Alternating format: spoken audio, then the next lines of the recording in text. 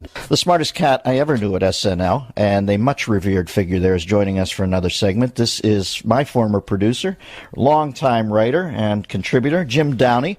Jim, I had Norm on the show yesterday. I always thought Norm, from the first second I saw him, was just a flat-out misanthropic genius. I always gave him a wide berth as far as time schedules and that, because I just said, well, I'm going to grab Amadeus and tell him he has to be here to do busy work. You know what I mean? That isn't going to happen. So I think he's a genius. What was it like to work with him on Update? Well, he is a genius and the most fearless performer. He likes people to laugh at his stuff. He enjoys that, but it's sort of one of like, half a dozen important aspects of what he does. Mm-hmm. So that if he really loves a joke or a bit, he will happily go out there and do it, whatever the response is. And if you want to hear a story, I love me a Norm story. One time we were in the office doing Update stuff, and there'd been a news item about there was going to be a newspaper for the homeless, and so we were thinking about doing some of that. So we started improvising. It was more of a scene, not something we could do on the segment, but it was like a tough kind of Perry White kind of editor going like, "You, Miller, I want 500 words on going to the bathroom in your pants. You, Immel, give me something. Give me a human interest thing on urine stain mattress. You, was that kind of thing. Yeah. And like a lot of like photos, maybe some, a little human side. What are pets, that kind of thing. And so nothing came of it, and I sort of forgot we had the conversation. And then the first meeting we have after the summer, Norm comes in and goes, "Hey, Downey, remember that that thing we were talking about there with the remember that thing with the newspaper for the homeless, that thing, the homeless newspaper?" And I go, yeah. He goes, yeah, well, I was out in L.A. and I was asked to do this benefit, for the coalition to feed the homeless, and I'm going, no. And he goes, yeah, I did that bit, They hated it. Hated it. All right, you tell me now. That's the Andy Kaufman part of the joke, or is he actually surprised that they hated it? That's what I can't quite figure with Look. I know. Jimmy calls in here periodically and says that he has bought a puppet and he wants to work material out on the show. And I'll say, well, tell me about the puppet. And it's an old man puppet who's a Holocaust denier. And it's obviously just Norm sitting at home talking as Norm. He makes no pretension to a puppet voice. I know. And I think he's Andy. I don't know. I view a lot of Andy Kaufman in there. It's just he also would like to, one of the things that he would really enjoy just getting into a character, and then you could not get him out of it. Like he liked doing old man stuff, yes, like being an old geezer and complaining about aches and pains and stuff like that. And then you go, okay, Norm, now seriously, now we actually have to talk about it. He'd start doing stuff about rheumatism and things like that, and you just had to plead with him to just stop. But he was on his own kind of, set of rhythms. The speed with which he would take his sport coat off at the end of his Letterman impression, always I would watch the thing just to watch, because Letterman's so ill at ease with show business, always makes this conscious show of getting rid of the sport coat at the end of the show. And when Norm picked up on that and did that as impression, God, I fell out. I learned a little bit about that was Norm. And of course, Norm's a little crazy, but Norm, a big host would come and we'd all get all hopped up, like, okay, Rosie's gonna bring in big ratings. Let's get our AP. Where's my goat? I'm gonna throw out a goat. And Norm would sit there in the pitch meeting. We'd all be dead serious. Will would throw out, I'm going to do a cheerleader. Right. This one and that. And Norm would be like, yeah, I got a sketch ready. You're going in your pants, And you're just walking around. And you're like, yeah, I'm the guy with the in my pants, I hate this guy, and you look at him like he was nuts, but he knew what he was doing. Yeah, Norm knew exactly. Listen, one of the single funniest things I've ever seen in my life is when he did Letterman, how quickly he would throw the sport coat off at the end of the sketch. Nothing made me laugh harder than Norm. doing Letterman, and I said to him, "What's with the sport?" You know how Letterman, how ill at ease he is with show business. Yeah. Norm said, "That's all I had at the beginning. The essence of it was his discomfort." I said, "This guy's a freaking genius." He is a genius. He would warm up the crowd. Now, when I would warm up the crowd, I would warm it up like I was playing the Garden, and I wanted to teach everyone a lesson. If I'm cut from tonight, I want you to know I should have been on. That I was a badass. Yeah, I'd warm up the crowd, kill. Norm would go up behind me, and he'd go, hey, you know, Jim Brewer and these guys, he's got all these great impressions, you know. So I said, well, I better learn some impressions. So, are you guys all ready? This is my newest impression of these. I love it. Because here's Ed Sullivan. And I'm like, he's really going to do Ed Sullivan? Like, why would you? He goes, Ed Sullivan introducing the Beatles. And he goes, ladies and gentlemen, it's the Beatles. Well, I got to work on that one a little bit. I see you during the show. He's got a little Andy Kaufman in him, Norm. He likes to frustrate, titillate a little, but then periodically he'll say something like, "You know, I feel sorry for the homeless guy's dog, because you know the dog's thinking this is the longest walk I've ever been on." Norm's hosting a sports show now, Jimbo, on Comedy Central. Oh, that's dangerous. You and I both know that can be very. Yeah, but that is a panel I volunteer for, because I want to be in the blast side of that when that goes off, because that is going to be a. Hey, now listen, did I hear some rumble that Brother Sandler sent out Maseratis to the cast of Grown Ups? Did you reap the benefit? First of all, let me just say one thing.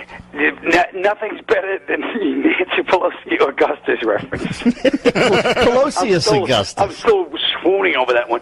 Yeah, Stanley gave Maseratis to Spade, Schneider, Kevin James, Chris Rock, all of whom need one, by the way. Right, exactly. What'd you get? No bitterness, but me and Norm-Macdonald, yeah, we're splitting a zip car. And you know, you split a zip car with Norm. It's like having one of those, those Christmas trees the drivers have that smells like North Slope Sensimilla. Yeah, this car. I don't know. They must have been smoking pot in here or something. Norm cancels on us once every 2 weeks, and I almost enjoy it more than him showing up at this point, because he always wants me to talk to some ventriloquist puppet that he says is on the phone. A Holocaust tonight. What has happened to Norman? And then when he sees she's going to go, how come you never have me on your show? Nope. We tried to get you on. What? Nobody funnier, though. I mean, you got to give it to him. Nobody funnier. That guy, if I'm in a room with him for 10 minutes, they got to put the paddles on me, because I flat... Now, you're a young iconoclast, Norm. You know, the kids, they get you. What? I was going to wear a suit, and I don't need to. I like this whole D.B. Cooper look for you, man. This is... Now, is he the guy that jumped out of the plane? No. He's married to Alice Cooper. Now, the thing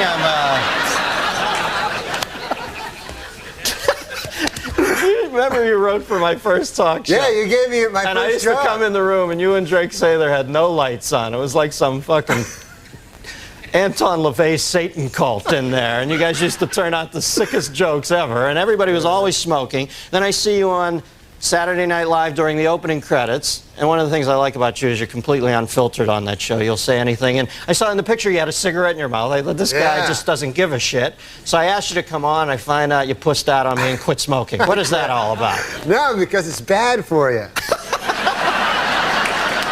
They have these fucking things on the side. You have to read the fine print where it says, it's bad. Now, when did you first start smoking? I started smoking as a kid, like when I was, I think I was like 14, and I thought, I'll look really cool, like if I start smoking, because I didn't get along with anybody. So I started smoking. Wouldn't you know it, I did look cool. All of a sudden, all these broads like me and everything. Not broads, but ladies, girls, women. And, it was hard, though, man, because I was guilty about all the time I smoked, because I always thought, You know, I always knew it was bad for me, you know? Like, even though some guys will say that it's good because their uncle lived long or something and he smoked, you know, and they'll go, hey, what about, you know, that old guy, you know, Bert Mustin, what about that guy, you know? And then he just because he lived long, that doesn't mean anything, right? That's just one guy. You can't, just because Bert Mustin lived long, you're all of a sudden... You did your master's thesis on this, didn't you? Now, did people bother you a lot when you're smoking? Were people pissed off when... Yeah, people don't like when you smoke, you know. They're bothered. Like, I gotta admit, though, secondhand smoke is bad. Like, I don't like... When I smoked, I didn't like secondhand smoke. Yeah. You know? I like that first-hand smoke because you get to suck it right out of the cigarette, you know? And the secondhand...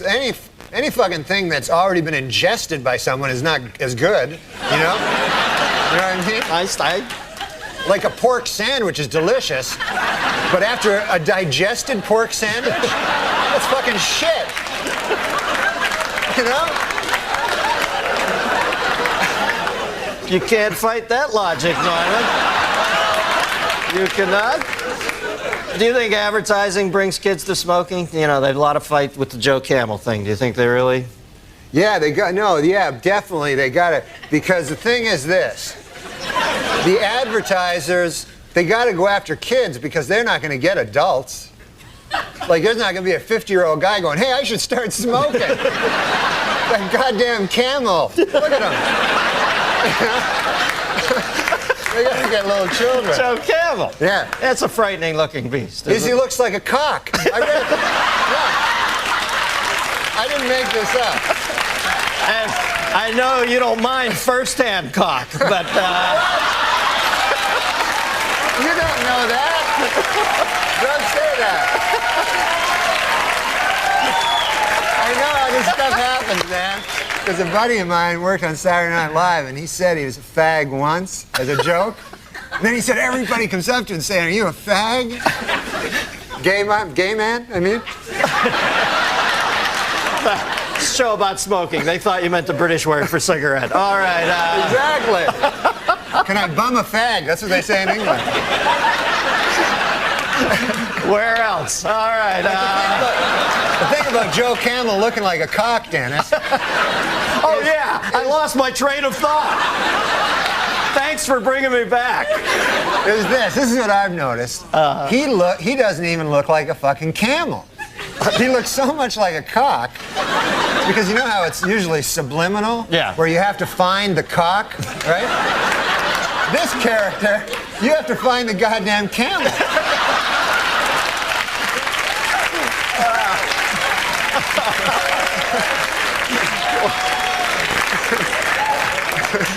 Yeah, believe me, when you only get 2 humps out of a cock, it's not worth smoking. All right, now, line 2, we got a phone call for you.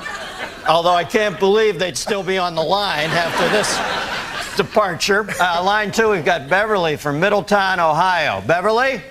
Yeah, hi, Dennis. Hi, Norm. Hi, you didn't know my name, I don't think. Yes, I did. I watched Saturday Night. Do you like it? Yeah. I liked it when Dennis was on it. Yeah, me too. I watch Dennis every Friday. Get out of here. You're great at that, man. You're great at this. You know why? Because you don't give a shit about Dennis. You know what I mean? It's like the best thing you can do. Whenever I'd go on, they'd go, what's it like following Chevy? And I like Chevy. He makes me laugh. I mean, what the fuck do I think about Chevy? I'm trying to make a living here. Right, you know what I mean? Yeah. And when I see you, I know you're thinking the same thing. Like, screw Dennis. I'm killing. Okay. Anyway, go ahead. What's your question? Okay, since nicotine is such an addictive drug, do you think someday you'll have to have a prescription to buy a pack of cigarettes? Well, you know, they always bring up the Constitution and talk about how we should still have the right to a militia and all that. But let's face facts, this country was built on tobacco growers. So, you know, if you're going to start changing... If you're not going to change one thing because it comes from way back then, you can't change this either. There are farmers out there who make a living. Tobacco is one of the crops that got this country going. So, no, I don't think they'll ever make it illegal. Yeah, no, they shouldn't make it illegal. I know. I think Norm's backing me up on that. What motivated you to quit? Well, I guess I read this thing about how it was like a phallic symbol, and my doctor went in. He said, you probably have an oral fixation, which you know what that means. Let's not kid ourselves, right? So that's why I always smoke like cigarettes instead of cigars, because if I'm gonna have I like a little white thin cock, you know? Are we back to cocks again, huh? I go away to Ohio, Middletown, the center of the universe, to take a nice clean call, and then I space out. I'm thinking, I can't listen to Norm for a second. I gotta get a time cue here. I come back and you're talking about having a thin white cock in your I don't have a thin white cock. In my cock, you mean? No. In my mouth. No, you misunderstand. What I'm saying is this. I'm just saying Don't make the mistake of thinking I fucking listen to you. I just want to make it clear about that cock thing. I was just saying, if I ever was gay, if they like suddenly made it mandatory or something, then I would choose the smallest cock, and I would like a guy that came fast. I don't know. I thought the subject was cock. No, cocks is next week. I'm sorry. Does that answer your question? Yes, it does. Norm-Macdonald, ladies and gentlemen. Call me to say goodnight. Kiss me once or twice. I'll never let go of you. Fold me into your arms. Stay with me. No, I was just thinking, because they have that Viagra thing out. Yeah. And the other day, Bob Dole came right out and said He was one of the first. Yeah. And, you don't want to hear about Bob Dole's cock, I mean, President Clinton's cock, Bob Dole's cock, what the hell? But mostly, an old man like that, you don't want him to have a super hard cock. You know what I mean? Why? Why? Because an old man, you want him to be, got a pipe going, a newspaper, the dog at his feet there. Well, that, in some corners, is considered pipe. Oh. But now they're going to have to create some goddamn pill that makes women aroused at the sight of a fucking 70-year-old dude with a super hard cock. You know what I'm saying? It's crazy. This Viagra. It's insane. And you know what it's for? Impotent people. All right, It's for impotent guys. So get this. I read this. The pill can make your cock hard for 4 hours. Right. So now, who has the 4-hour hard cock? The impotent guy. The rest of us are fucked. Me and you got our regular cocks. Meanwhile, fucking Spade is, Refer to Spade. Oh, man. I didn't see it. I didn't see it coming. Dude, I know you didn't. He brought it all around and then a vicious rip kick into his best friend's gut. Once there's too much cock talk, I try to just zone out for a minute till it goes back the other way. If there's too much cock talk, this guy has fevered nightmares all night. Dreams, I mean, like sweaty, fevered dreams from the cock talk that's been all over his head.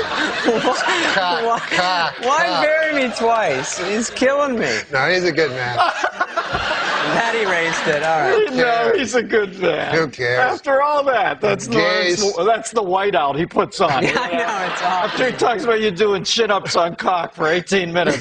No, he's a good guy. If you're gay, he's a completely straight guy. He gets a lot of ladies. You know that about him with the ladies. Don't say ladies. Women, girls. Okay, thank you. Ladies, what are we, fucking on an FM station here? He's Don Cornelius. But these gay guys, man, I was reading, about the... These gay guys. I haven't even said hi yet. All right. Tell me what it is with these gay guys. I know, I'm already... I just read this thing about the George You're reading Michael. a lot, aren't you? Yeah, I got a little time off. Now I read the newspaper. And this really strikes me about the gay community. I don't know if they're a community, but... But called West Hollywood. Yeah, they're gay, and it's George Michaels. He hangs around the bathroom. He has sex with multiple guys, This is like... No way. You got to get it right. Hangs around the bathroom, and it was described as a lewd behavior, but I don't remember sex with numerous guys. Well, is that what you took away from it? What does he do? What were you, in the next stall? I could have been just having a nice bathroom regular thing. I don't know what lewd behavior is, but I don't know that he was in there with numerous guys. But anyway, go ahead. We get the gist of it. This is definitely a gay thing, like, because this is a pop superstar. You know what I mean? You're not going to walk into a bathroom and all of a sudden Farrah Fawcett's like, you know? You're not going to... What? I love it. What I'm saying is, why would a famous what was she doing? Some sort of cervical belt sander thing, or what was that? Oh, Christ, what are you, Linda Blair? They do. That's what they do. Right? That's what ladies that I know do. Good to know that primetime exposure's paying dividends there. But I think that's what it is. It's that the gay, that's why they have separate bathrooms. Let's face it. If they had women and, women, as you call them, I call them ladies. If you had them in the same bathroom, like you go in the bathroom to do your business, see a man about a dog there, and you're in the bathroom. You're in the bathroom. All of a sudden, a beautiful lady comes out. Oh, here's my vagina and breasts. You're going to be hanging out at that bathroom a lot. So I don't blame anybody for anything. Can you believe Olmeyer didn't get him? We're all the same, man. Have you ever met Olmeyer since then? Don Olmeyer I met once, after he fired me. Yeah. Then I went and visited him in his office, which it wasn't an office I've never seen. It was like a wet bar and a bunch of weird sports trophies. He's a big sports guy, Yeah. So he explained it to me what happened, but he did it all with sports stuff, like you said, man, you see, you're the number 3 hitter, but now you're going to be number 8. And then later on, Ken Griffey will show up. I didn't know what the hell he was talking about. And then I said, well, Christ, man, what the hell am I supposed to do? And he goes, I don't know, just walk it off, And I'll put it in sports terms why you got fired. You were fucking with OJ too much. That's exactly why you were fired, man. Well, I don't know. That's his buddy. Yeah, it's his buddy. Yeah, well, that's why you got canned. OJ's a good guy. I mean, he's not... We got to end on that, Normie, but there's what they'll remember you by. OJ's a good guy. Man, Thanks for coming on. Norm-Macdonald and David Spade, stick around. What we want to know is, are you a brother or a sister? Well, I'm an only child. There's a word for what you are. Charismatic? So what the hell are you? A man or a woman? Farley, that night is the first night I ever met Farley. It was your first night on the show. We all sat around and watched you when we were cheering you on, buddy. And Farley, he took me. He never met me before in his life, He took me back. He said, I got to tell you a secret about SNL. Oh, yeah. Took me all the way to the back in Mohawk. Like the woods. This is the woods. No, within the okay, the hotel, right? In the hotel, and he secreted me into this room, and he locked it, and he made sure it wasn't bugged and everything. He said, I got a secret to tell you. I was very, honored to have this. And then his secret was, he said, this doesn't go past these walls. Pat is a woman!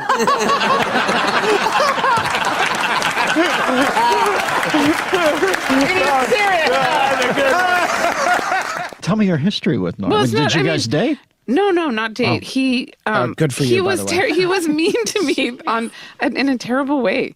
When his first show on SNL, there was a sketch, and they wanted to change something, and I didn't want to change it to that line. And he came up to me in the makeup chair and said, "Your problem is you're not funny. You're just not funny." He said that to me. I'd been on the show for 4 years. He was just started it. I think it was his first week. Okay, there's a better part of the story. So then, of course, I didn't like him. Norman can be rough. I really didn't like him. And then I was about to leave the show anyway. I was like, just one more reason to get the hell out of here. Mm-hmm. And but I was very, very good friends with Laurie Jo Hoekstra, who he was always, very much. They're friends for years. I don't even know if is that the woman in his life, or is she? I don't actually even she's know. She's his handler, Lojo, as he refers to her. Lojo. And she's been with him for for a million years, since back then at SNL in like '93. Yes, and I always loved Laurie Jo, and it was it was a very tumultuous friendship then, and I just really didn't like him, and then I left the show, and I just really didn't watch anything for years. But some people would talk about how funny he was, and I would see him occasionally, and I had a bias, obviously, because I had this traumatic thing. Then at the 40th reunion, Norm came up to me and he said, "I just have to apologize to you. That was a terrible thing to do. I can't believe I did that terrible thing." And I said, "Oh," and then that meant a lot to me. And then after that, I could watch Norm stuff, and I realized he's hysterical. Okay, it was like I was able to emotionally let it in how great and funny he is. That's an interesting comment on there is some gateway to your sense of humor that goes through personal feelings. That's embarrassing because it's very narcissistic. But that's everybody, though. I mean, like... Christ, I can't tell you how people just hate my humor now, and I think, that's a pretty good joke. And I try to figure it out, like, sometimes, where somebody will over-like a joke, and somebody will under-like a joke, and I'll see the finer gradation that was a decent joke. It probably should have hit right in here. And I could see, I said, oh, I see. It really isn't an involuntary gesture. There is some price of admission to get through to really convulse somebody. Yeah, and it's about their biases towards you. Yes, it's true. Well, I'm glad Norm came around because that seemed like a particularly... He was probably scared shitless, too. Everybody was a little scared over there. Yeah, exactly. No, I mean, I'm sure I've had moments there as well. Take me on a journey. Take me far away from this life. I'd leave it in a hurry. Let's run away before morning light. You got me. I don't know if you know this, but I used to tour with Norm-Macdonald for 7 years. Yeah. And so like he was like my best friend. So like whenever I have like auditions and stuff, he used to say, "Oh, just don't bother acting because there's a good chance you won't get it anyway." And those are the ones that I usually got it. You know what I mean? Hold on, I have to hide my self view because if I'm on camera, I look at myself, which is weird. Okay. Oh, by the way, I don't promote the video. Oh, okay, no, that's okay. Do whatever you want with it. But I'm just saying, for me, I become distracted by myself. Yeah. Wow. Well, Norm. I saw your tweet, and I wanted you to know that he loved you very much because when I was that meant a lot to me. That's what made me do it. I'm not doing interviews really, but it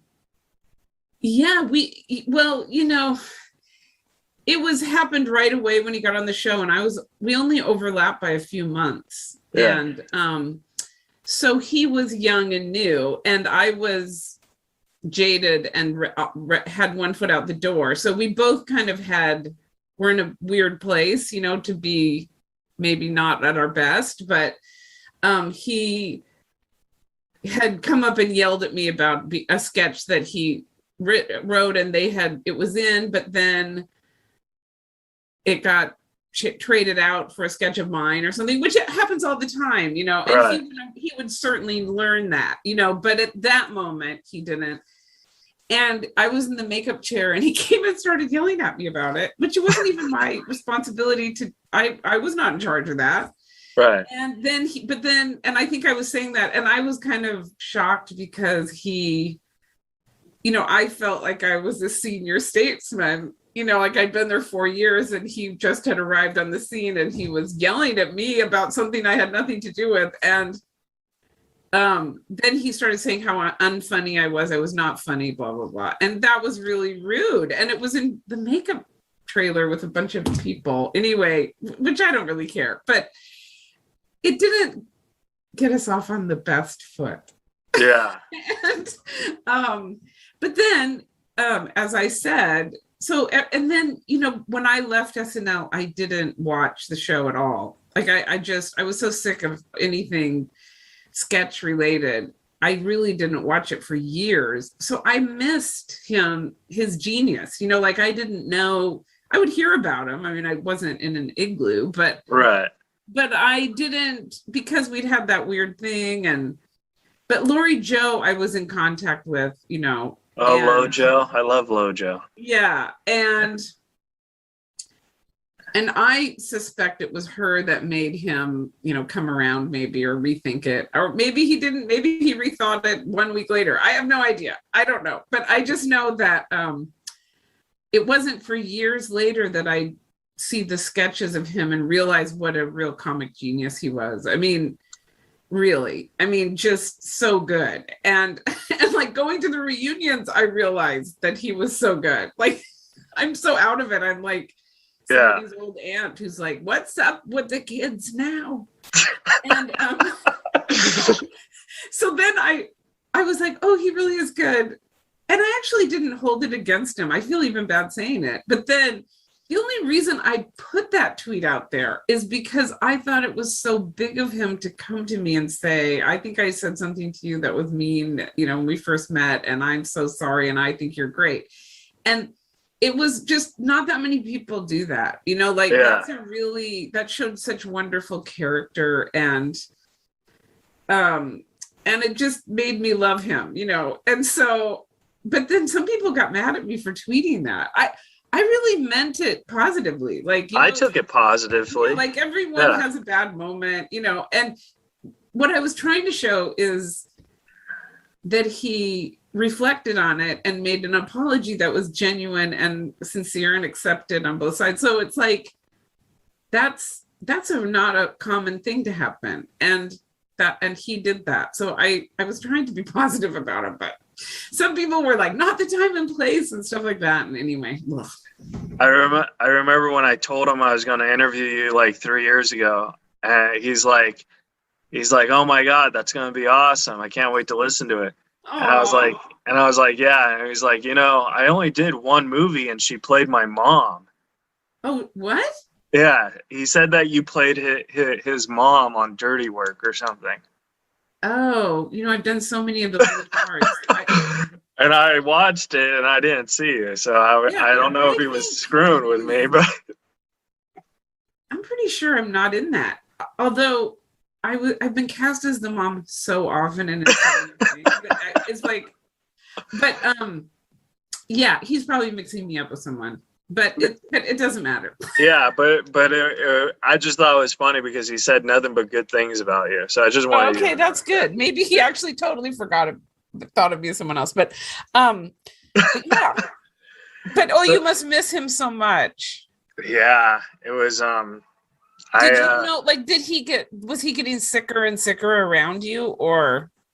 Well, I found out he had cancer in December, and, there was only a handful of people who knew, and, he kind of made me say, like, I can't tell anyone or whatever, but he also told me that it was a different type of cancer from what came out that he had, so I don't know. Like, I feel kind of like privileged that I knew, but also kind of hurt because it wasn't what he told me. You know what I mean? But maybe he told you the truth.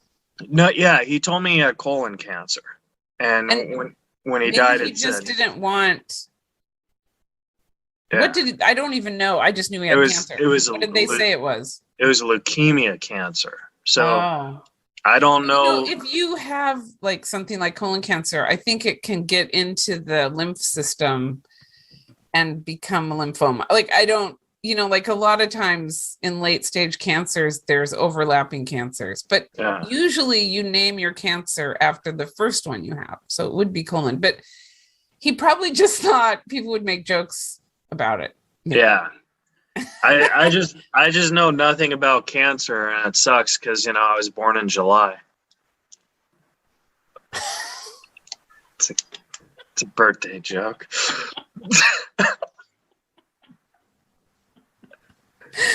Okay, that was a good one. It took me a moment.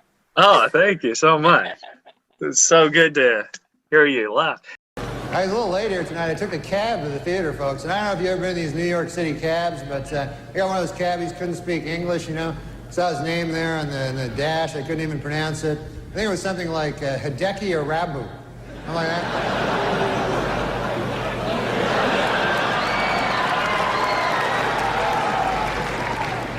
And there's Charles Woodson. How about that? What a season he had.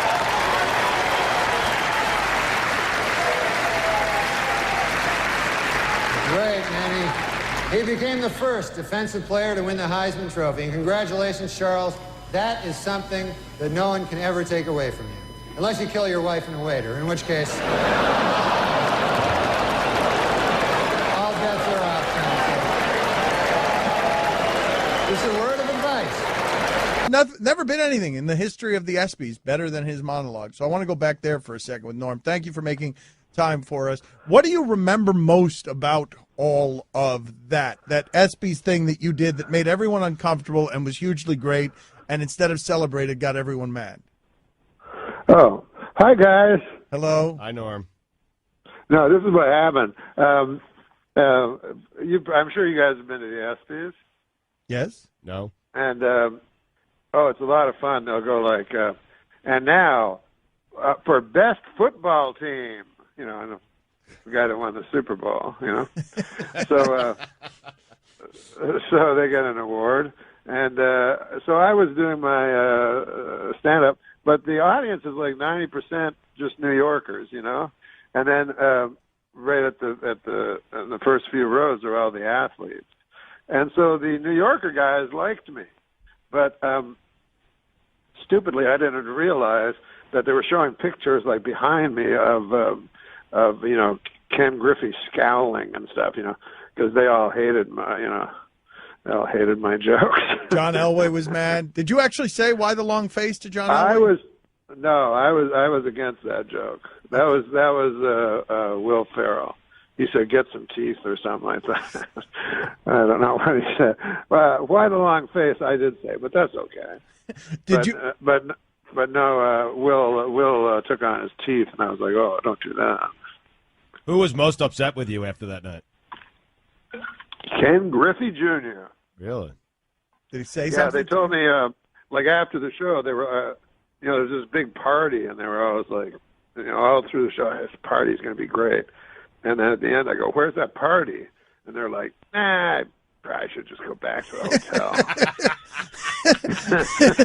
That's how you learned that you were not invited to Ken Griffey Jr.'s party?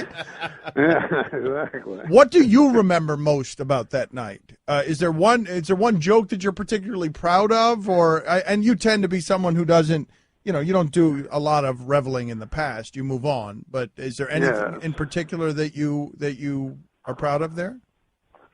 Well, Woodson won the Heisman that year. That's a good joke. And so I said, they could never take that away from you unless you kill your wife and a waiter. It's so good, man. It's such a good joke. It really is. Were people mad at the ESPYs? I find that 8-minute stretch you did as one of the greatest things ever. I mean, the look on people. They were mad, yeah. But they I didn't were realize so uncomfortable. I didn't realize it at the time because, like, the ESPYs, like, it's in Radio City Music Hall, so 95% of the audience is just New Yorkers.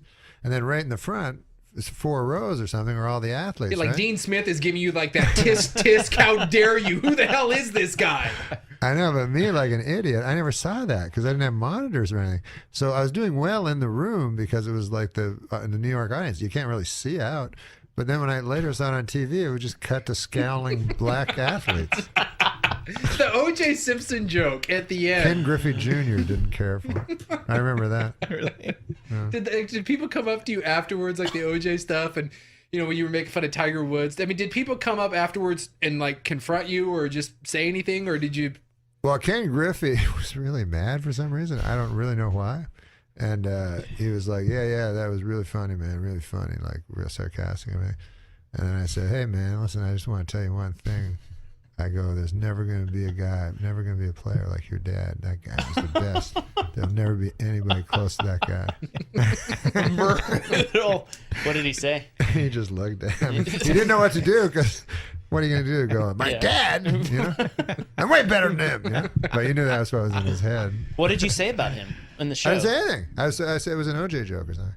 And it just cut to him like with a crazy look on his face, like, "What? Huh? What?" Like, yeah, they didn't like the OJ jokes. Neither did Saturday Night Live. You got in trouble on Saturday Night Live for doing the OJ stuff too. It's kind of bizarre because I always thought, like, it's kind of, I don't know. It's hard to believe anybody would believe that he wasn't guilty, but I will say this though, like, because every black guy I knew, like, we go, like, I go, you think he's really innocent? And they go, yeah, kind of, you know, but you could tell, like, they maybe not, but they were just backing him up. So, but then I was like, that's weird. But then I understood it later because when Robert Blake killed his wife, or allegedly did, I loved Beretta. You're like, oh, Yeah, so I was like, I don't care. I just want him to. I don't really care. I don't know who this lady is. Like, but it'd be cool to have. I don't want Beretta to go to jail. I don't know. So that's the white man's equivalent of Yeah, I O.J. Simpson think is so. Beretta. Beretta with the cockatoo and stuff. You can take that to the bank, right? Wasn't that the greatest movie?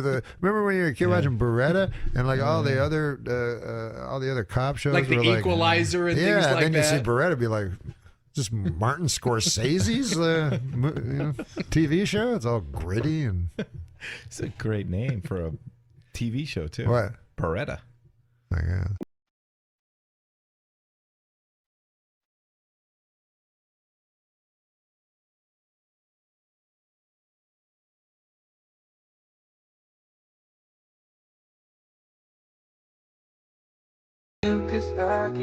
Well, we were thinking about you the other day because the ESPYs was on, and one of our favorite things to watch, and every once in a while, like Deadspin or somebody, every time the ESPYs rolls around, they'll put up they show the whole which was absolutely brilliant, but apparently not making many friends over at ESPN when you did that. They won't have me back as an ESPY host. What did they say to you after it was done? No, they didn't say anything. That's not good. Did anyone handle it poorly? Like any of the athletes? Did they? Because you would figure that you go, all right, I'm getting my balls busted a little bit, but this is what this event is all about, and he's a comedian. Because is there anyone who takes themselves more seriously than athletes? No, I didn't even stupidly. I didn't even know it was going that bad, and then it went great. By the way, it was hysterical. Yeah, the audience liked it. The New Yorkers, people liked it. Yeah. The only people that didn't like it are those idiots that started the stupid ESPY Awards in the first place. What about guys like that the do deep like that's not very good, is it? Sometimes it is. I mean, Political stuff? I like all comedy. You probably do too, Norm. You know, Huh? you probably like it all too. I don't like political comment. You know. Like, I don't give a fuck if Reagan's old. Are they still doing Reagan jokes? Probably. They probably are. Yeah, you gotta have you get like an old socialist audience and old Jewish guys with ponytails when you do material like that. You understand after a while, and even with politicians, like, they're still human beings. And, yeah, barely. But yeah, they're the worst kind of fucking people in the world. That's true. All of them. I agree. I'm glad to hear you say that because everybody thinks you're all leftist and everything. Well, I mean, I definitely land on the lefty side of things on, ideological terms, but I found that from doing political talk radio, just, being, carrying water for any of them, you just got to realize the quality of people you're dealing with. You're dealing with fucking corporate whores who are operated by business interests. So, really it's going to come down to, however you view politics, the question is, do you give a shit about poor people? And, and are we being taken advantage of? Right. Now, if people want to frame that as, Obama's a communist and draining us of our livelihood, well, that's your particular delusion, and that's fine. I mean, but I just got disillusioned with all of it because these are not quality people. I mean, I did a joke about Michelle Bachmann on Real Time. I saw that. Yeah, and I was getting flack from this, a very small portion of the right, that they were like, he's a misogynist. I'm like, she's a fucking pig. She's a fucking politician. Can you name me two politicians that command any respect whatsoever? Why do we respect these people? These people are car salesmen. They're idiots. They're more disingenuous than anybody as performers, and they basically figured out a way to bait and placate morons into voting against their self-interest. That's an amazing skill, but is it respectable? I don't know. Do you respect a guy that sells you horse shit in the guise of a health supplement?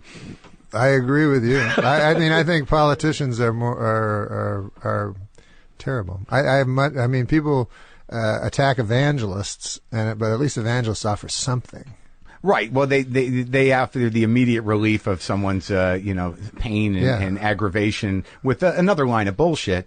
But nonetheless, I mean, they're pretty evil too. Well, I mean, with politics, it's like. Yeah, I don't like to get into it that much anymore. Yeah, let's not get into this shit, man. Okay, buddy. Because it's getting. I can see people not laughing now. No, I mean, but laughter. But I know that you've gotten into a little bit of flack around it. But you're Flack around what? Around politics. What do you mean? Well, just say you've said things that people have reacted to, but you're not like a political comic. I'm not political. I've only said things on purpose to provoke people. Right. Once in a while. You like doing that, though. Once in a while. Yeah. But I've never. But I've never. Because I don't know enough. And because I don't respect political humor when it's nothing but gossip. Yeah, and mostly comics and people like us, people who are obviously First Amendment warriors to a certain degree. We like living the way we want to live. So it's really just going to come down to money.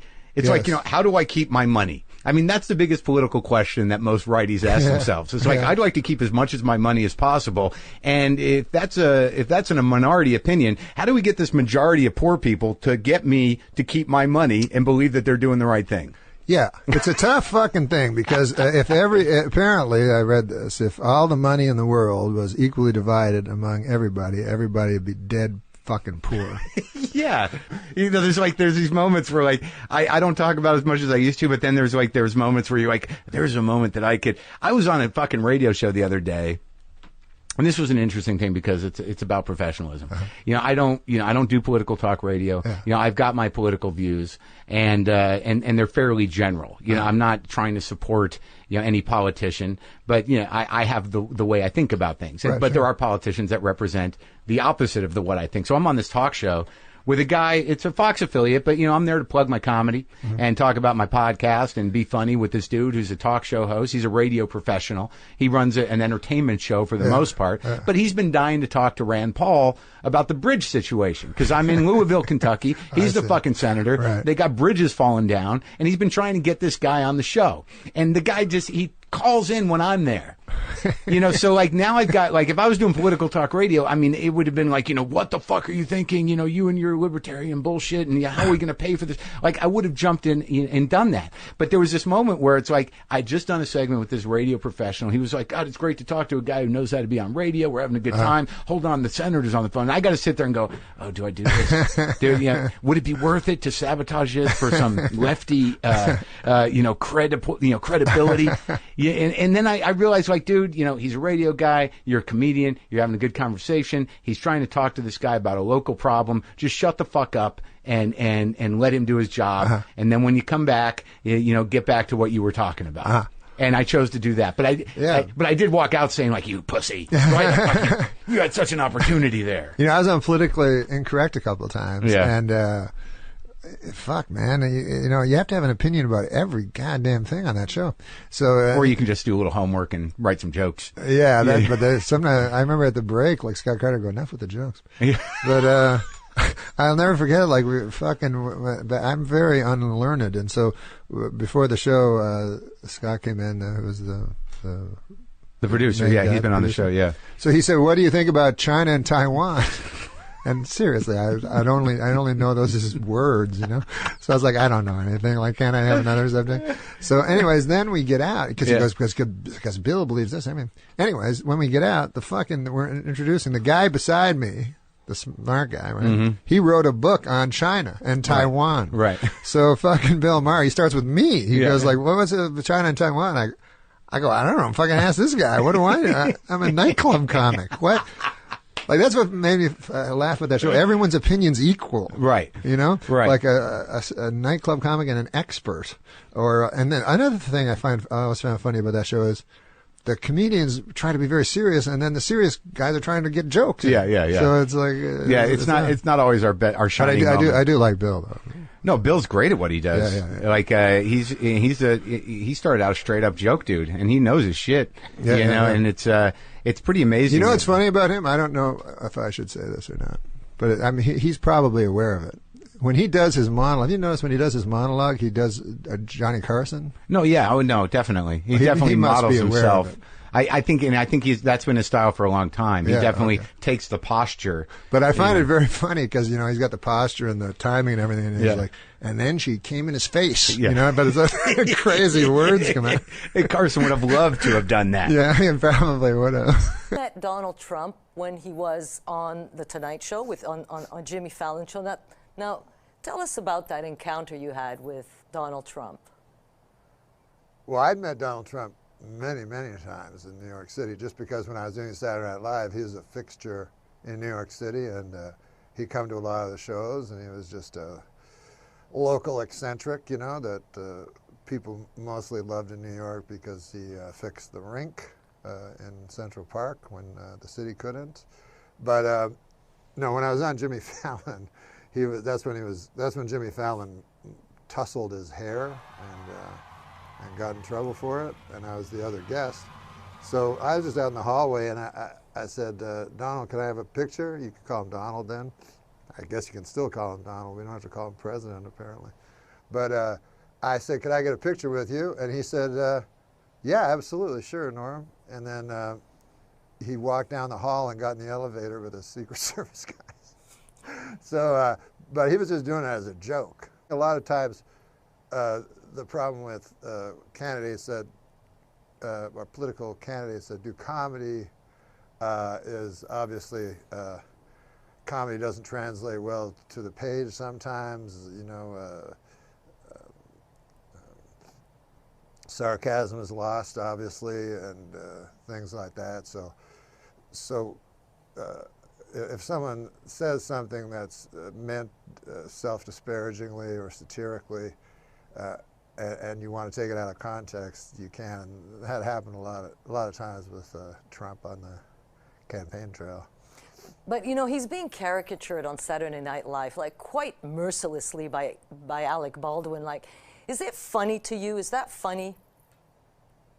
No.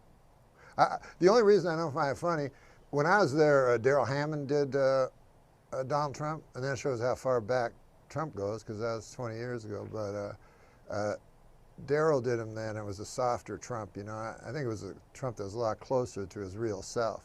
But the problem with, if you do an impression of someone, you have to like that person, you know, because you're playing the person, and people like themselves. So you can't play someone and have contempt for them at the same time. You know, it doesn't work as an impression. So I don't like his impression, and I have no political affiliation. I just mean from a comedy level. Let me ask you this. So your Bob Dole imitation was pretty famous back in the day. So would you do Donald Trump today? Would you do a Donald Trump imitation?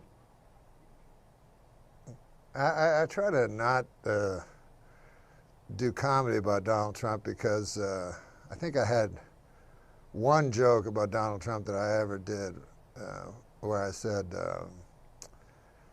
that Americans hated Hillary Clinton so much that they voted for someone they hated more than Hillary Clinton to rub it in. And that's the only time I ever made a joke about Trump. But I try to stay away from it because it's just, you know, it's low-hanging fruit, and also, you know, Trump oftentimes is doing self-parody, and nothing looks dumber than if you parody self-parody. You know, you really get caught not understanding. So comedy in the time of Trump, is it more difficult than it was when you were on Saturday Night Live? It's more difficult in the time of Trump for good comedians, and it's way easier for bad comedians. You know, you don't have a worldview by just saying you don't like Trump. You know what I mean? That doesn't count. Like you can't just say I hate Trump, and that makes you a good person. And the Democrats just can't say I hate Trump, and that means they have a position. You know, that's no position. So for idiots, it's an easier time because you go, well, that guy's the idiot, not me. But if you try to do smart comedy, it's better to stay away from Trump. You know.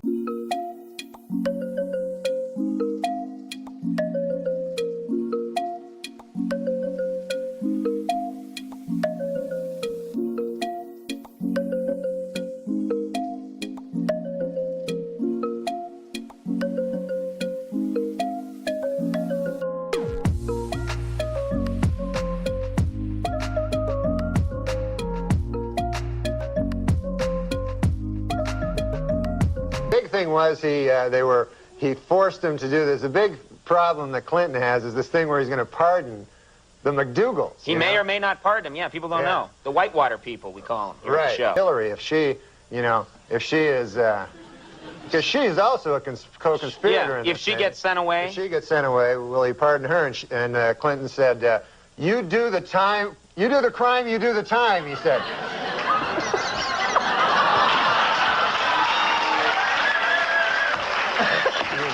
That was so sweet. You know, you moved into three-point range and up and at the last second fouled. All right. I don't know about politics.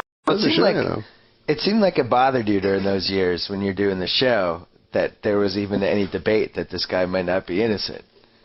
So you kept in the updates, you kept twisting the knife with the jokes, but like it felt like there was some real conviction. Well, because I really, I knew a lot of black guys were my buddies, and I was like, really? You think he's innocent? And they were like, yeah, good guy.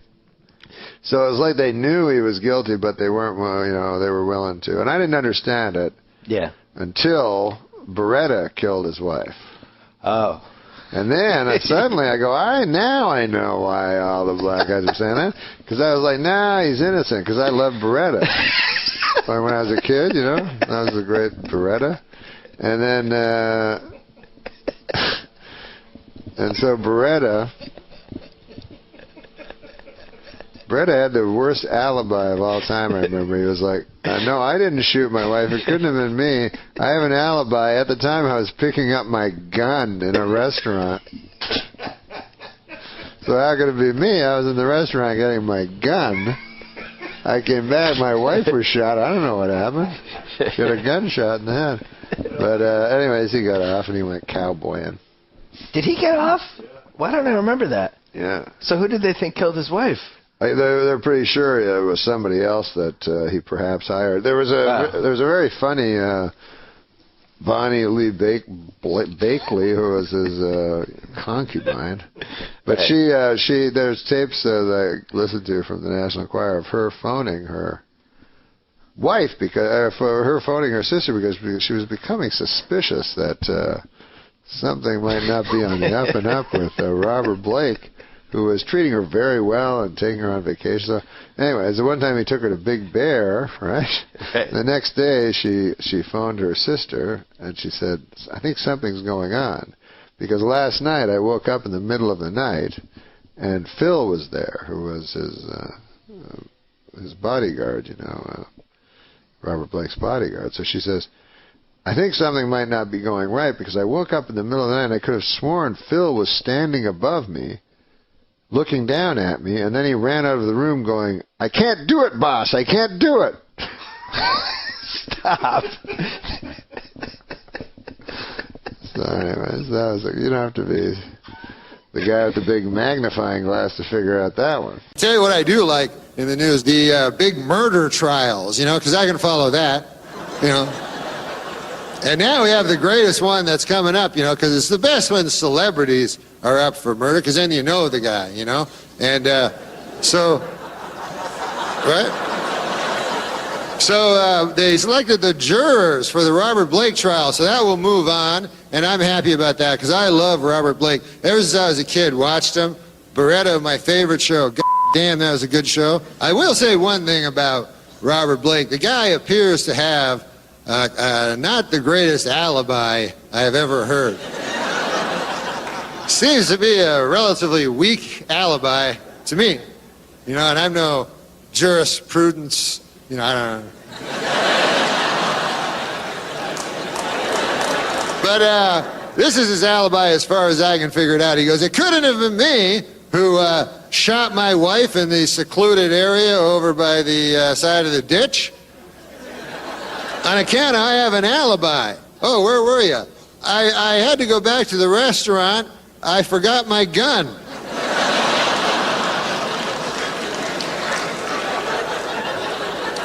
Then I got my gun. I went back to where my wife is, and goddamn, somebody shot her.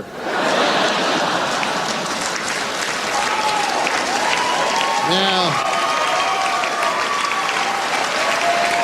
so I don't know what alibis he discarded before he decided to go with that one, but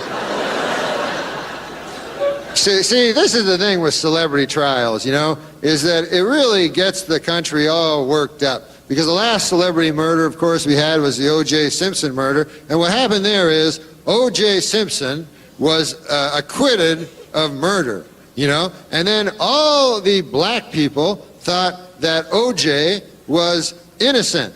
And all the white people thought that O.J. was guilty. So what happened was it created a racial divide in the country. I read that in a magazine. It created a... But what that means is, of course, the races were divided, you know? And that's no good, you know? So I was figuring, maybe, what do you think of this? Maybe we let Robert Blake off and call it even. And then...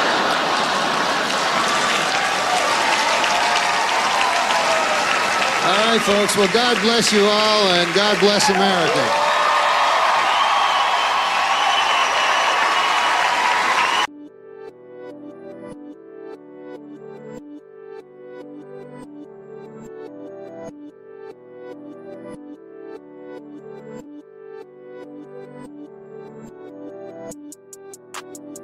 And so Norm was headlining, and I think there were 3 or 4 comics who were doing 5, maybe 8-minute sets. And at that time, it was all the material they had. You know, they were new comics. And okay, I've polished off my set. I got these jokes. And now I'm going to go out with this guy who's a great headliner, and we're going to do this big corporate gig. And so at the gig, as they were starting, Norm off the top said, I'm just going to go out there and kind of warm up the crowd, you know, do a little teaser, and then you guys do your sets when I come back. So Norm went up and apparently did everyone else's material. Did all the, is this the story? Oh did my all their God. jokes. And what I loved is what I was told to me. They're like, first off, those are the only jokes we had. But the worst thing about it is Norm's jokes were better. Like our jokes were, he had 3 hours and he was going to do an hour on this show. So he was only doing it to fuck with them. And he said, but we were just mortified because it's like, it's not like we have a lesser 5 minutes. Right. He's like, that was everything.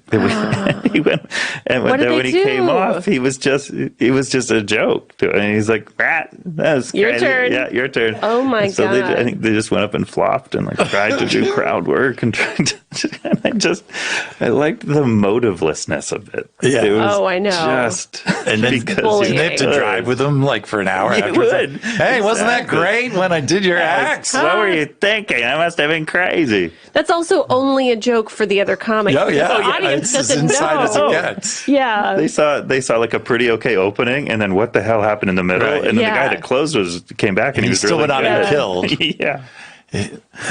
I just love that. Yeah. Oh me my too. God. Mhm. Well, that's mortifying. And then he also didn't get any NPR swag. It happens at all levels. Yeah. That does make me feel better.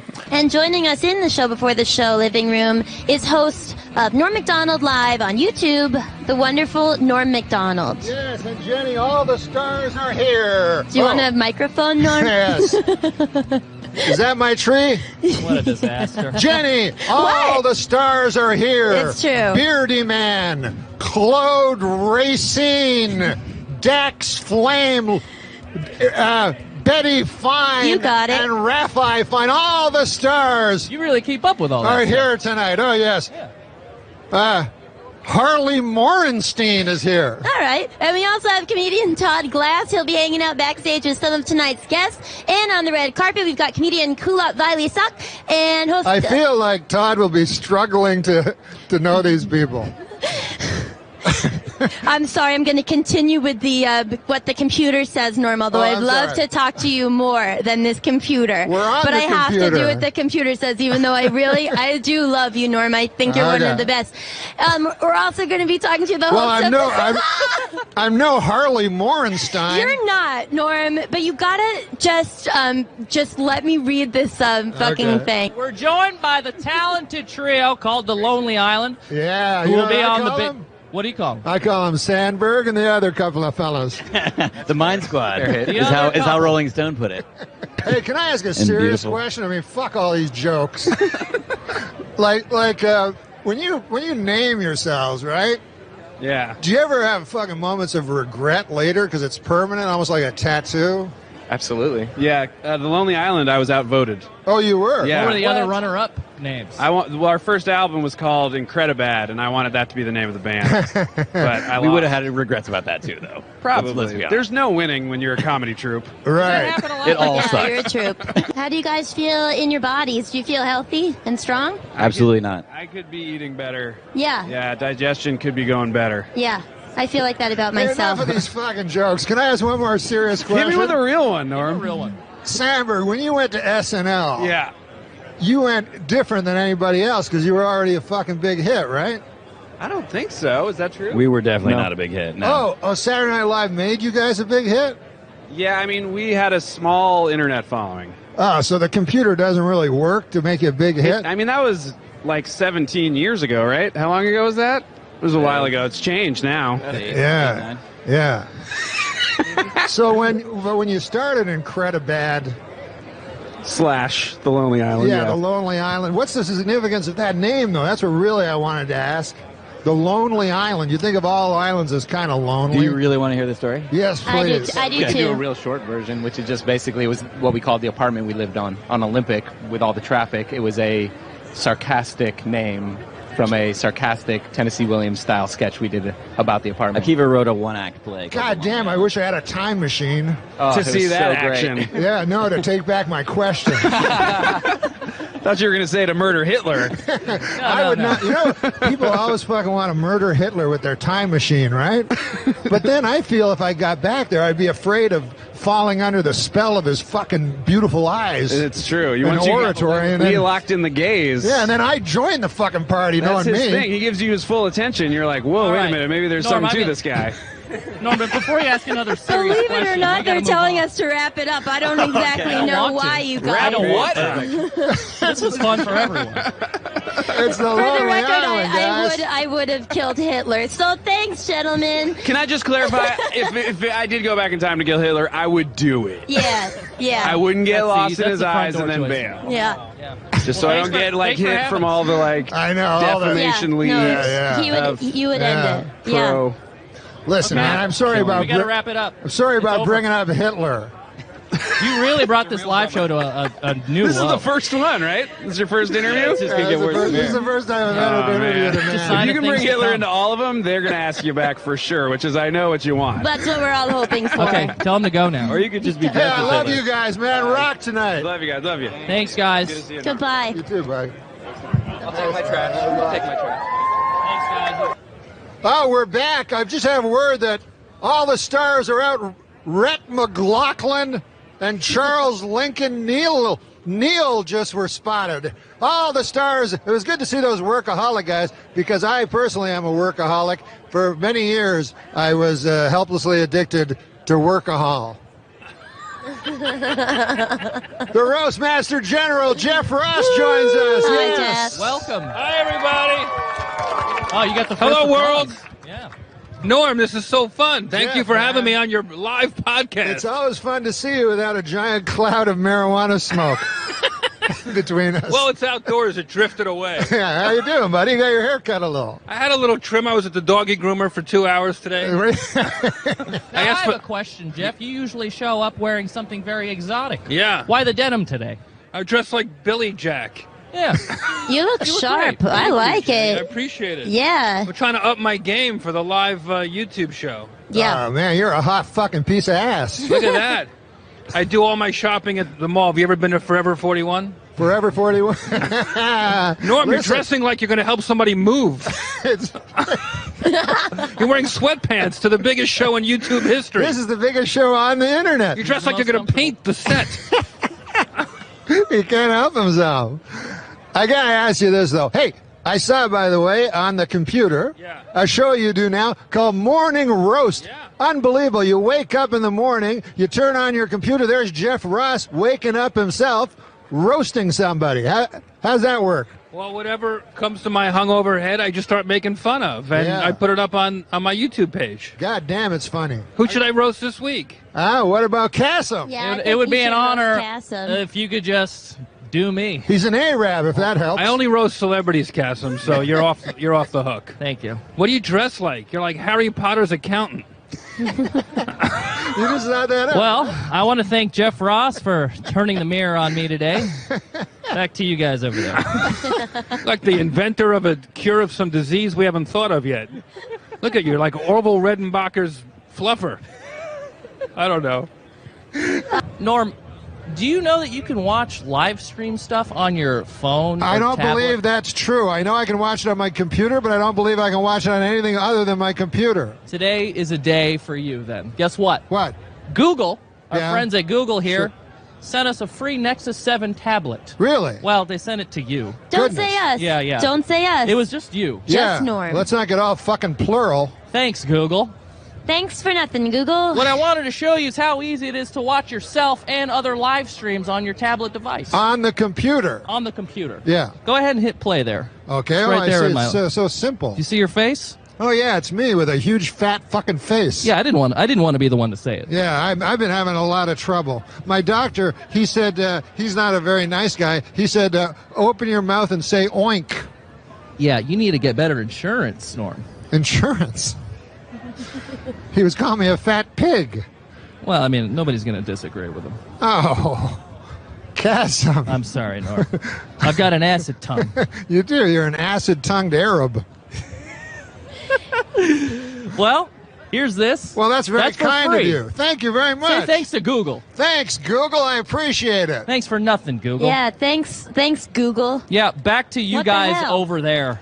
Oh, baby. Hey, That's dangerous. it is dangerous. Oh, here we go. We've got creator and the star of Comedy Central's hit series, the Sarah Silverman Program, and she's a member of the comedy collective Jash, and also Sarah Silverman is a wonderful person that I'm really happy to be around right now. Thank you, Jenny Slate. Straight up, sunglasses. You know how I feel about you and about sunglasses. How do you feel? I feel good. I hope this our bit works out. We'll see. It'll be fun. Hey, Norm, thanks for dressing up. Hey, Sarah, listen, man. Congratulations. That's the 100th time that joke's been done tonight. But I also want to tell you, I have a bet with Daniel Kellison, a rather large figure. Daniel Kelson, who put this whole thing together, Yeah. way over his head. He says you did can. it. He says you can explain what the fuck Jash is.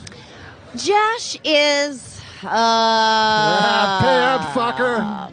Jash is a comedy collective, a United Artists, if you will. Uniting myself, Reggie Watts, Michael Cera, and Tim and Eric. And what do? We do whatever we dream up. We shoot it, and it goes on there. We can fail. We can do well. It's total freedom. No offense, but it sounds like some fucking commie gobbledygook. You got me, Norm. I mean, I've never heard the word collective. I know, but Leon Daniel Trotsky. puts buzzwords in my head, and then I just. Yeah, I was just thinking, because they have that Viagra thing out. Yeah. And the other day, Bob Dole came right out and said he was one of the first. Yeah. And you don't want to hear about Bob Dole's cock, I mean, President Clinton's cock, Bob Dole's cock, what the hell? But mostly, an old man like that, you don't want him to have a super hard cock. You know what I mean? Why? Why? Because an old man, you want him to be got a pipe going, a newspaper, the dog at his feet there. Well, that in some corners is considered pipe. Oh. But now they're going to have to create some goddamn pill that makes women aroused at the sight of a fucking 70-year-old dude with a super hard cock. You know what I'm saying? It's crazy. It's Viagra. It's insane. And you know what it's for? Impotent people. All right, it's for impotent guys. So get this. I read this. The pill can make your cock hard for 4 hours. Right. So now, who has the 4-hour hard cock? The impotent guy. The rest of us are fucked. Me and you got our regular cocks. Meanwhile, fucking Spade is,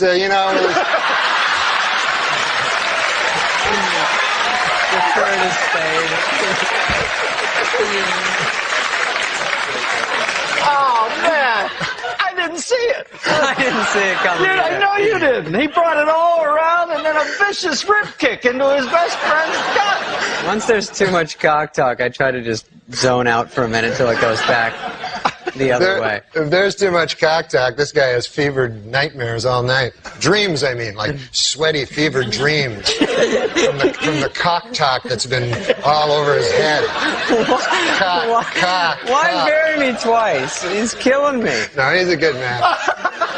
That erased it. All right. No, he's a good man. Who cares? After all that, that's the whiteout he puts on. Yeah, I know, it's awesome. After he talks about you doing chin-ups on cock for 18 minutes. No, he's a good guy. I was having dinner, and then I was going to take the red eye back, and I was to pick up Norm-Macdonald in my rental car, and we're on the same flight back. But I think he was in first class and I was in coach. So I went to Soup Plantation before and had dinner with some friends, and then it just hit me like your story that I don't know if you told while we were doing this. Yeah, 5 pound weight dropped down in your belly. That happened to me, and I had the diarrhea of a lifetime in the bathroom at Soup Plantation. Like, not a luxurious bathroom. Like when you think it's over and you've cleaned up and you're getting up and you stand up and you go, oh my God, it's starting all over again. It was like that. It was like I was sweating, like I wanted to take my shirt off. Yeah. So I'm like sick. I'm sick. Okay. So I clean myself up, and I go to pick up Norm-Macdonald, who I worshipped, at that time, and I pick him up, and we're driving. I've never told this story. I've never told him this. And we're driving to the airport, and Norm goes, what the fuck? It smells like fucking diarrhea in this car. And I'm going, what? And my heart is going bam, bam, bam, bam, bam. And he goes, did you fucking shit in your pants? And I go, what? I don't know what you're talking about. And I we roll down our windows. And I'm thinking, what is he smelling? Like, I must have stepped on it or something. Like it literally, I don't know what it was. And to this day, I was clean. I swear to God. And this is your worst nightmare. It is still to this day probably my worst nightmare. And he's going, fucking smells like fucking diarrhea in this car. And I'm like, well, I don't know what to tell you, Norm. But in my heart, my heart is just pounding out of my chest. And I'm just like, what is wrong with me? And I'm feeling it again. And then we get to the airport and I go to the bathroom and I'm totally clean. I don't know, I'm still to this day, I don't know if it was on the bottom of my shoe. Or maybe in that when your underwear and pants form a little hammock underneath you. I don't have that. I'm a lady. Yeah. I don't know, or maybe it was a crazy coincidence. It makes more sense that Norm shit his pants and was yelling at me for shitting his pants. He's a guy who literally took a shit and then forgot to wipe and walked away and pulled up his pants because he was on the phone. So anyway, he just told that story on Stern, I think. That was it. He boarded the plane, did not even say goodbye or anything. He just got on the plane way before me, and I never saw him again until we got to work on Monday. Wow. But I've remained good friends with him, but You never told him this story? No, I've got to ask him about that. I guess what is there to ask? Well, he listens to every podcast, so he will probably reach out to you after hearing this. Can you imagine if he was still angry, all these years later, you fucking denied it? Well, that was what's scary is he was angry. It wasn't oh my God, do you smell that? What is that? Is that this area? I hope you don't think that's me. You always give somebody an out. It was just an accusatory anger. Wow. And I wanted to shit your pants. Honestly wanted to just drive the car into a wall and kill us both. Wow. Would have been less embarrassing. It's been so long since you came around. Need one more chance to make this right. So stay. This is what Norm just didn't care about anyone. This a quick story. Pamela Anderson is on, and every time a hot chick would come on, Catan would go over the top to oh my God, he'd write a sketch. We're gonna make out. Right. She's hot. She's with Tommy Lee Hammer. Back off. Yeah, right. I mean, come on. So he writes a sketch, and they do this sketch where it's the Twilight Zone when everyone's in pig face or something. Right. So that's the goof. So me, Catan, we're all in it, and Norm is the guy who's got to go, imagine if you will. And Norm doesn't read sketches, and he's a pro. Right. So he would rehearse it and go, hey, imagine if you will, second time, and Catan would go, my God, you don't even sound like him. Why would you do that? And I would stand and go, Norm, you gonna hit him back? Like, you gonna say something to him? You're just gonna take that from this guy? Now we go to a dress show, which has an audience, and it's being filmed. Right. And again, he starts punking into Norm on the set. Right. He's going, oh my God, Norm, you gonna do it right? It's my only sketch. Right, you don't sound like Rod Serling. Hey, imagine 10, 9, and we're on. Hey, imagine if you will. And he knew the deal. Right. Now we go to air. And Norm still hasn't said nothing. Every time Catan would say something to him, I'd look at Norm like, hey, man, you're my hero. What's up? Because if you're not going to say something, I will. Right. And sure enough, he'd give me like a wink. I swear to you, he'd give me a wink. I'm like, I don't know what's going on. Live Air comes on. And I'm like, 20 seconds to the Twilight Zone sketch. He starts up again. Where Mike, the whole audience is listening. He's like, oh, God, Catan. Norm, you better sound like... Oh, God, Pamela, you're so hot. Norm, Pamela, I can't wait if you ever get rid of... 10 seconds! Norm turns to Catan. Right before his head, he goes, hey, Pamela, did Chris tell you he's gay yet? And he's got all this rage because he likes being gay. Everyone, why don't you just say you're gay and you wouldn't have all this anger and be a pester? 5 seconds! And you wouldn't have all this rage and try to interrupt everyone's sketch because you suck this week. And we're on! Imagine if you will. I'm like, there's my hero. There's my hero. See, he knew to save it for the live. Now, what else do we have here? Oh, a curling stone. You know what these are made of? I always took them for granite.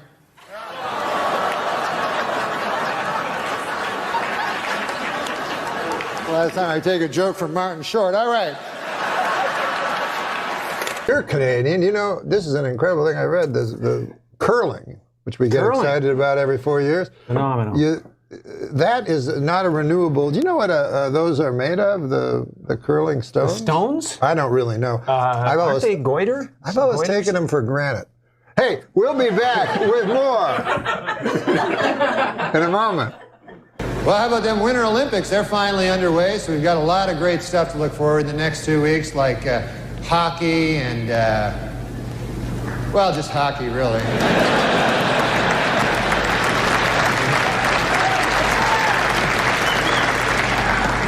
I was watching last night, I saw speed skating, and my goodness, could the outfits they wear be any tighter? Holy Lord. There was an East German woman, I swear, you could see the outline of her entire penis. It was...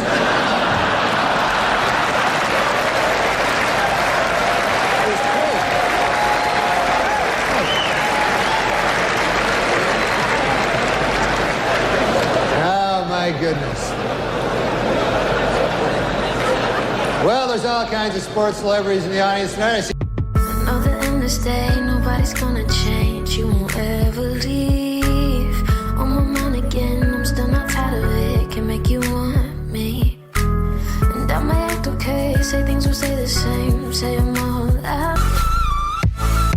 The Olympic Committee has been dealing with this issue forever. Back when I was competing in the 70s, they would, all the women, especially the Soviet women and East German women, had to get saliva tests. Right. Yeah, remember that? I remember they would wear, their outfits would be so tight, sometimes you could see their penis. Yeah, the Eastern Bloc. I wasn't looking down there, but I'm glad you were. Yeah. I meant to say Shoudini. Shoudini. It's no Ford Fairlane. Where is it, Shoudini? Yes. No, I haven't. Do we have a copy of that God commercial? Damn, I wish we could. We're going to get one. In it, Brent's going to get a copy of Shoudini. And what was it? Was it great? Oh, wait, yeah, it was like a fake infomercial, right? Yeah, or was it real infomercial? Oh, my God, that was real? And it's like, what was the catchphrase, though? It's like a shoehorn. On a stick. I can't believe that was real. They would have these old people trying to put their shoes on and off and falling down dead, you know, like, they a look of terror, and then falling to, and, you know, you go, oh, how many old people die from putting their shoes on. And, you know, some people, if you're cynical, you might go, well, why don't they sit in a chair when they put their shoes on? But it's just, your shoes on is a backbreaking chore. One wrong step, you could end up on the floor. And trying to get them off can hurt even more. Well, now there's Shoe-Dini, the world's first shoe horn that lets you get your shoes on and off with ease. Shoe-Dini has a telescoping handle that gives you the reach you need, so you can slip your shoes on without bending over. And unlike regular shoe horns, Shoe-Dini has a patented grip clip that holds your shoe in place while you take it off. Just slide it in and slip them off. Shoe-Dini works with all your shoes. You can even use them on sneakers. And just look how easy it is to put on and take off dress shoes, even when they're laced up. No more wrinkled clothes trying to get your shoes on. No more scuffing and damaging your shoes trying to get them off. Shoe-Dini is perfect for anyone with arthritis or back pain, especially those with limited mobility. Plus, the grip clip lets you pick up your shoes off the floor without bending over. So stop bending and struggling with your shoes every day and get them on and off the easy way. Get Shoe-Dini right this second. Come on, please. It's not just a shoehorn. It's a shoehorn like on a look stick. when she So pulls call the now thing and out. get your Shoe-Dini for just $14.99. You'll also receive our shoe renewer, the one-pass clear coat refinisher that works on any color to keep your shoes looking fresh and new. Plus, it's great for restoring handbags too. A $15 value free. But call right now and we'll double the offer. Just pay shipping. That's right. You get 2 Shoe-Dinis and 2 shoe renewers. For only $14.99. Yeah, it was. Well, it has that hook that I like. Yeah. Yeah. But seriously, what does something like that pay? That wasn't bad. Yeah.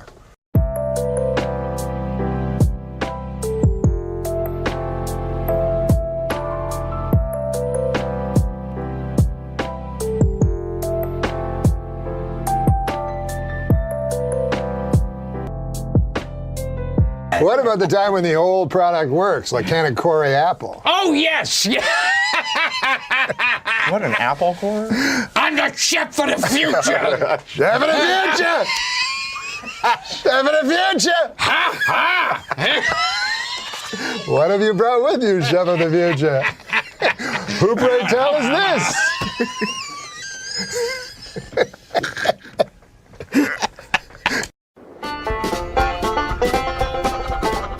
Don't miss the show that critics are calling insightful. Hi, I'm Josh. No, I'm Norm, and we're on, what? Back on the road. And informative. It's not a bag, it's a new type of travel magazine for television. Jesus Christ, man. I'm sorry. Norm and Josh are back on the road. You told me you had a cock yesterday. That's... Jesus Christ. Oh, you said you kept it in your ass. The tour begins and... You know, whatever happens, so be it. Back on the road, coming soon to your town. But hopefully not.